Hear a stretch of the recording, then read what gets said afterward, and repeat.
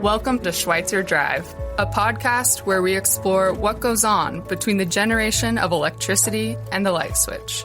Join Dave Whitehead as he interviews the entrepreneurs, innovators, and experts who are inventing the future of electric power.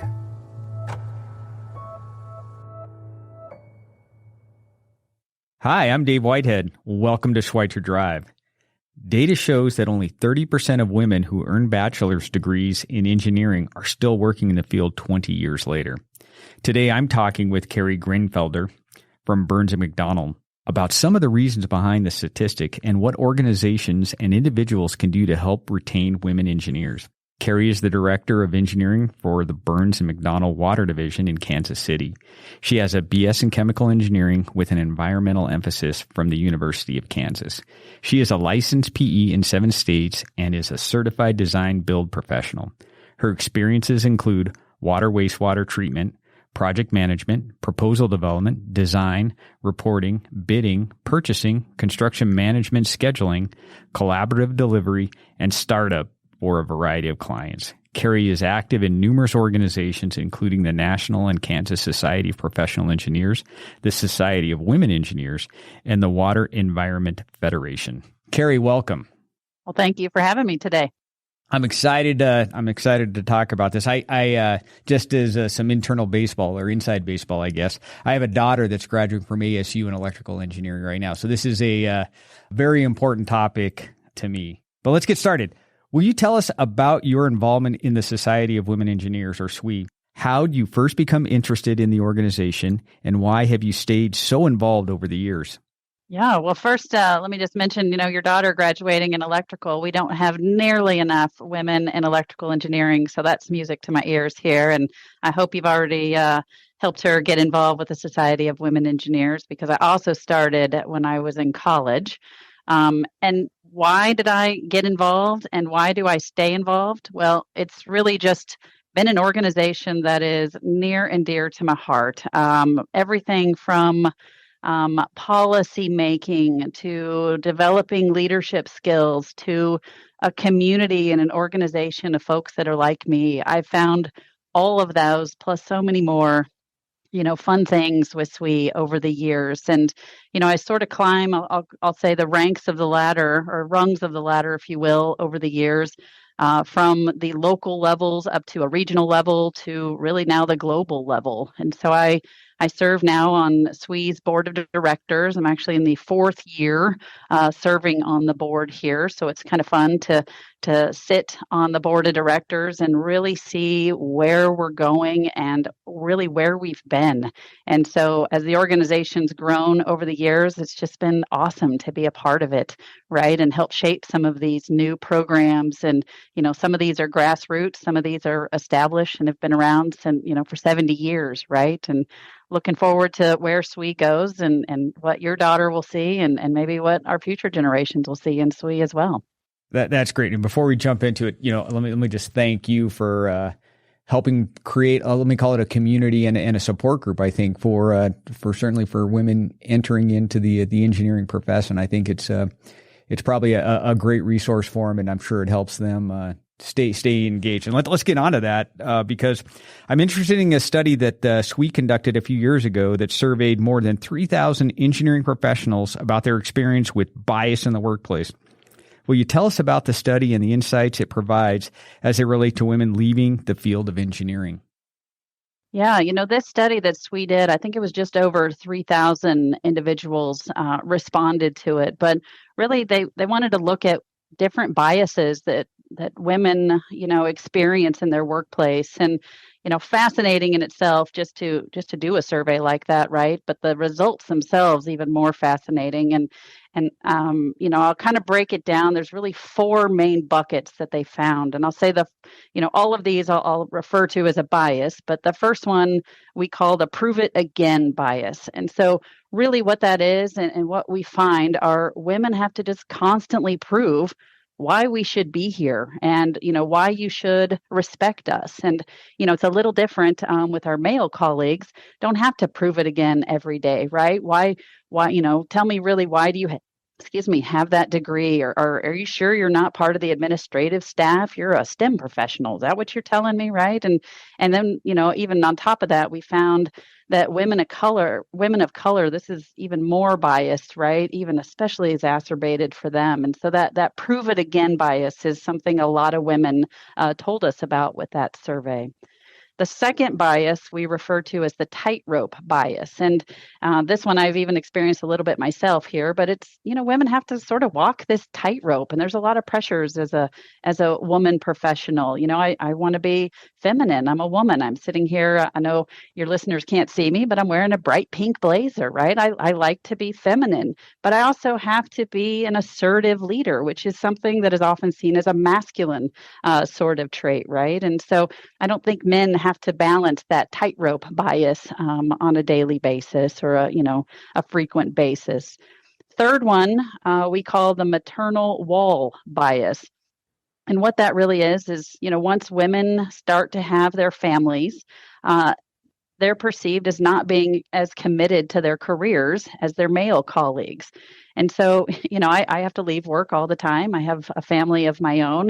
And sometimes that's viewed as, well, you're just not as dedicated to your job, Kerrie, if you have to go leave to deal with family. And maybe if a man in a similar situation has something family related, goodness, he's getting the Father of the Year award, right? And so that double standard, it's something that, a lot of women of our survey reported. And then the last one, we call it the tug of war bias. And really, this one I think is the most unfortunate of them. But women are forced to compete with other women. There may be only one leadership spot for women. And so we don't want that to be a competition. There has to be room in our, employers here for at least two women, more than that, goodness. But, when we're talking about women of color, we want to bring in some diversity. It brings value to your organization. It brings innovation to some of our solutions. And so, we need employers to create more opportunities so we don't have that tug of war bias, as part of our workplaces. And so really that's kind of the insights or the main 4 biases that we found for that study. In looking or analyzing it, the bias, and I'm doing this because I'm sitting to the other side, being a male engineer versus a female engineer. I'm trying to understand the biases, and more maybe selfishly, so that I don't have these biases. But when you were looking at them, how were the biases? Were they categorized? And maybe I could put them into 2 buckets. The conscious bias, where it's just this person is just wired this way and this is just the way they talk, versus perhaps an unconscious bias where, their intent wasn't to be dismissive, or, when it comes to prove it again bias or what have you. And one that just maybe kind of hit me in the back of the head, though, is maybe an unconscious bias, but maybe you feel that way, is if a woman goes home to take care of a sick kid, it's one thing. If I have a male engineer that goes and takes care of a sick kid, he's Father of the Year, right? That's just a punch in the face right there when you think about it. And I'm not quite sure, is it conscious or unconscious to it? Both don't get me wrong, right? Both are horrible and we need to work on it, but there's a little bit of a subtle difference, I think, too. Sure. And I think, the way the survey was conducted really allowed for some open-ended questions there. And so I don't know if you could ever categorize all of these as one or the other. I think we all have a little bit of both, right? And I'll say frequently that I have my own biases, and a lot of them are conscious, but I have some unconscious ones as well. And there's 100 tests out there that you can take about implicit biases. And, I encourage your listeners to try one of those and better understand yourself, because you might not realize you're doing this, right? And I often refer to even myself as a bias interrupter. When I see it in a situation or an experience, I'm going to try to disrupt the conversation, and I'll draw attention to it. And so, like you just said, you might not realize you're doing this. Maybe somebody, calling it out will help you recognize that. Then it goes from kind of that unconscious to that conscious bias. That's great. At least having the conversation, being aware of it, can certainly probably move us in the right direction. Speaking of the biases, do you have any personal anecdotes that include any of these biases? Oh, absolutely. I think all of your listeners probably, shaking their head. Of course, we've lived through some of this. And, Some of mine have been related to the workplace. Some of them have been related to teams. Some of them have been in SWE. Some have just been in personal life. But one of my favorites really ties back to my first interview and first day really walking in the doors here at Burns and McDonnell. I had an interview. I'm trying to get a new job, right? And I look across the room and nobody on the other side of the table looks like me. Not uncommon. I'm in the water space. It's a known fact that it's a very male-dominated, white male-dominated field, right? And so, as the interview is progressing, we get to the end and they're asking, what do you think? And why wouldn't you work here? And I point blank said, well, nobody in this room looks like me.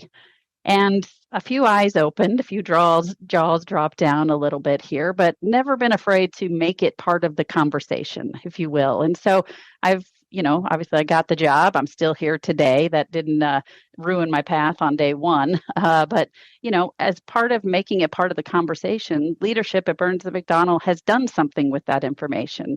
And, happy to report now that we have one of the most diverse groups across all of Burns and McDonnell because somebody was bold enough, I'll go back to my bias interrupter, right? I disrupted what our norm was. And I love that our group has grown to be more diverse, and it's made us better from an innovation standpoint, from an economic standpoint, from a value standpoint. And so, the biases, I've lived them, and I've tried to do something good with it. So, is there this is going to be a weird question, so bear with me. I think hopefully as an engineering group or companies that has our bias, or has the way we looked at hiring, whether it's men or women, has that actually changed? And is there at some level a benefit to being a woman engineer these days, that you bring this diversity to the group you might be joining? Absolutely. Are we still a ways away from that not just being a terrible bias versus a positive bias? I think we still have a ways to go. So I'll say that up front here, but absolutely we've made some strides here. And, I think about my work in the water space. 20 years ago, you wouldn't find it looking like it does today. Now, half of my clients are women, which means half of our leaders for our, municipalities across the nation are women. And so, it's interesting just to find women moving into some of these leadership roles. When I go do STEM outreach at, colleges and high schools and elementary schools, it's still very 50-50, if you will, right? I mean, young girls are just as interested in STEM as young boys are. And so it's great to see some of that retention is turning into degreed engineers, which are turning into, folks that contribute to our society and now into leadership. And so, it's kind of the whole trajectory is slowly changing, but we still have a ways to go, right? I don't think our place of employment looks just like the world that we live in. We got a ways to go there for sure. Oh, that's great. Have you felt supported in your current role as an engineering director? And maybe if you are, you could give us some examples, or maybe if you haven't, maybe you could give us some examples. Sure. I'm very fortunate to say that I've been supported my entire career by those in leadership. And again, in the water space, that's typically been men as my bosses here. And, men have really supported what I want to do, where I want us to go, are willing to listen when I make it part of the conversation and talk about diversity. And, I've just seen that really blossom into other things, especially here at Burns and McDonnell. We have employee resource groups. We have even our water practice here, we call it the DEI, or Diversity, Equity, and Inclusion Alliance. And so, we have specific groups that, are sounding boards and educational, opportunities for folks. And I try to sort of just get that message out there everywhere that I can. And, my bosses and leadership are all for that. Right. And, I don't have to say that diversity, impacts your bottom line as well. So who would not want to do this, right? If it's going to help your company make more money, why would you not support it? And so I don't think my bosses have ever looked at it through that lens, but I mean, it's a nice side benefit, if you will.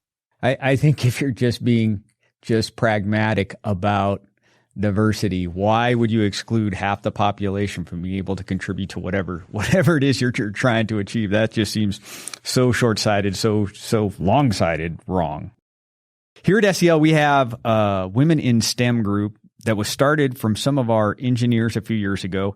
And it's exciting to see how quickly it's grown into a full program with mentorship opportunities, book clubs, events, and a whole bunch of other things. Will you share your perspective on the values of these sorts of groups?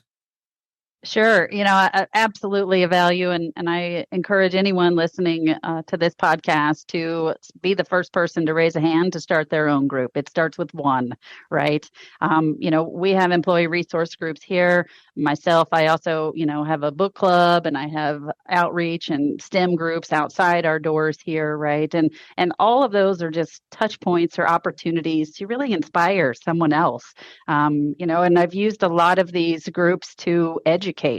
Some people don't recognize that we have an issue, especially if you walk around our water group here. I mean, we've almost reached equality. We look like society as a whole. Well, that's not how it is in engineering as a whole. And if you look at the statistics, I think the current graduation percentage of women is still hovering in the mid-20s, right? So we still have such a ways to go. And so I like that, you have this group at your company, but I think we all need one, and we need to add the educational component to it, right? We don't know what's broken if we don't talk about what's broken. We can't fix it if we don't talk about what's broken. And so on.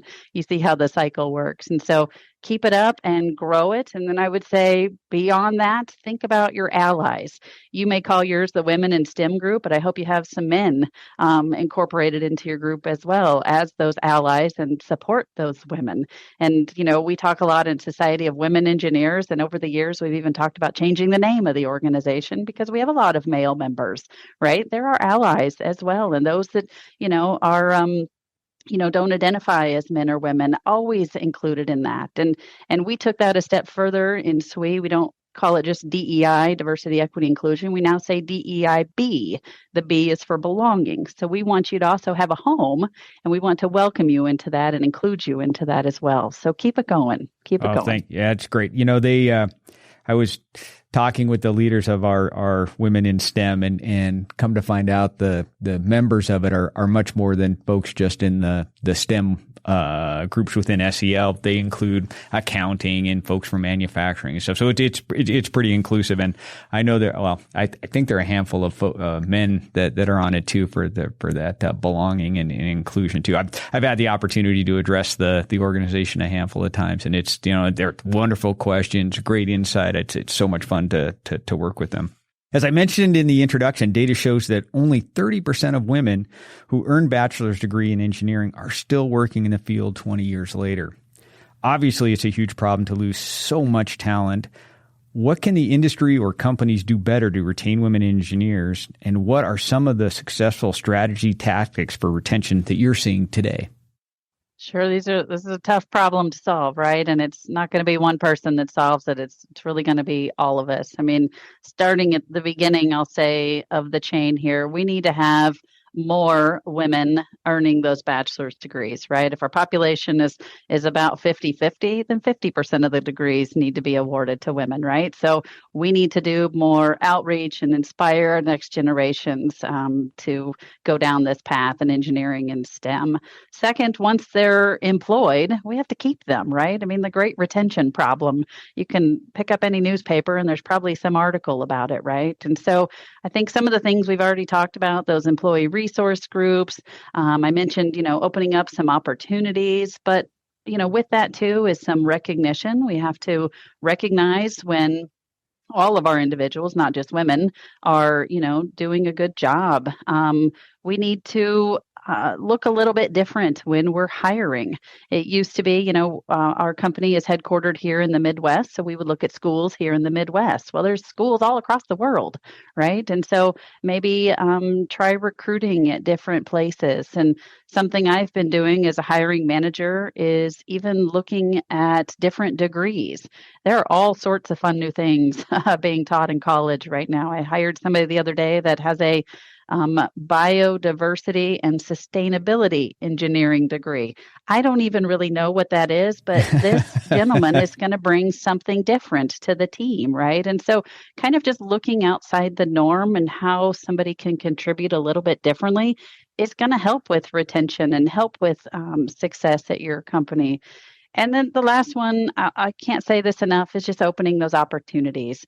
As a people manager, I often tell my other managers that for every one person that loves to do something, there's probably two that don't like to do it, and vice versa. So knowing your people, understanding what drives them, that's going to help with your retention. Goodness, we work 60% of our life. You should love what you do, right? So find that harmony. That is great advice. And to pull on thread a little bit more, do you have any advice from your experience as an engineer that you'd like to share with people in the field, regardless of gender, and what they can do to help empower women in the workplace? Keep making it part of the conversation. I use that phrase that I'm a biased interrupter. It's okay to disrupt how we do things, right? Nobody likes the phrase, let's do it the way we've always done it, right? Let's try something a little bit different. Karen Hording, who is our CEO, executive director of SWE, always says, and I love this motto, do what's right, not what's easy. Well, that's going to take all of us to kind of move it in that direction, right? So let's keep making it part of the conversation and stand those women up that maybe not have the loud voice that you might have. Going back on a little bit of what you said before, I think you're right with your statistics that 20% of engineering or STEM degree. Well, I know engineering for sure. About 25% are women, and obviously then 75% are men. So we already start off with a handicap trying to fill jobs, say here at SEL, with a diverse workforce. And I think we've been talking about the lack of engineers going into the workforce year after year after year.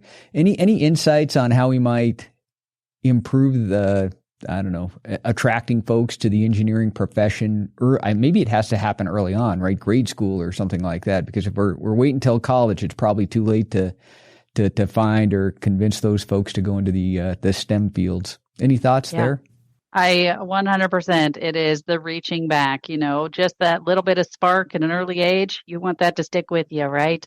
And so everybody kind of thinking of their own trajectory. How did they get to where they are? Well, share your story and, highlight those folks that had, something that happened early in their career, and then go do that for someone else. I mean, I've been doing STEM outreach with my son, oh goodness, since he was in daycare, right? So I'm trying to tap them as early as I can, but don't forget about, all the way up through non-traditional students. And so sometimes that's, your local community college or other groups, but anywhere that you can give back and teach. I think it's upon us as engineers. We have to do this, right? Otherwise, we're going to sit at this 75-25-ish statistic till the end of time. And really, I want to move that needle. So, hey, maybe I should ask this question early on. What made you become an engineer? I often ask myself that, and my answer is a bit shallow, if anything. I really was going down some sort of path of environmental. I wanted to save rainforests and whales and the trees and all of those things. And I learned in college that was not going to pay me really well, living in the trees and protesting all the time. So I honestly flipped open the book at the University of Kansas and found they had some new degree of environmental engineering combined with chemical engineering. And I said, why not? I'm going to try this. And given the kind of stubborn personality that I have, I was going to finish this and I was going to get that paycheck down the road. And I still stayed in the environmental space. And so, it was just something that the puzzle pieces kind of fell together for me.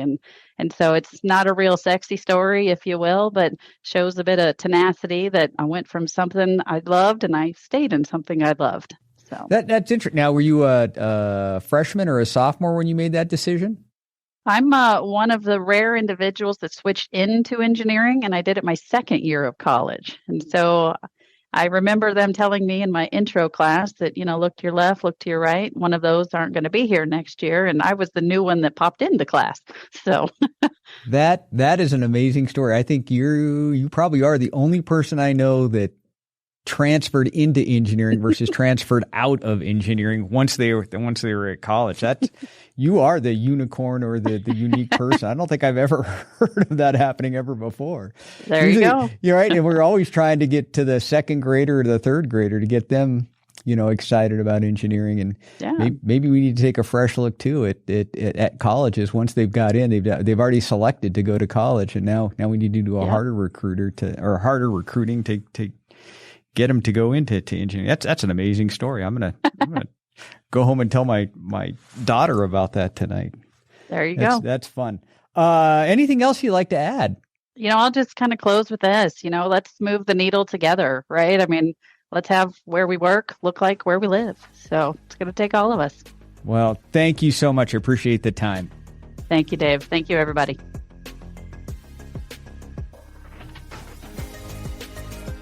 Thank you for stopping by Schweitzer Drive.